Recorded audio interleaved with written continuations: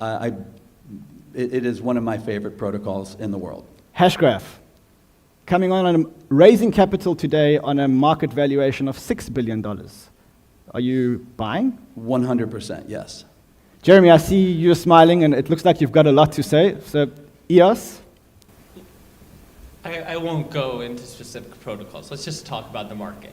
It's irrationally exuberant. Like, I came into this conference today depressed. And the reason why I came in depressed was because there were too many people at this conference. There were too many booths, and too many people sitting in front of me right now. The fact of the matter is that what happened in March, when the market went down 70%, it wasn't nearly enough, clearly. I mean, there are just way too many people in this room right now to possibly demonstrate that the shakeout we needed occurred.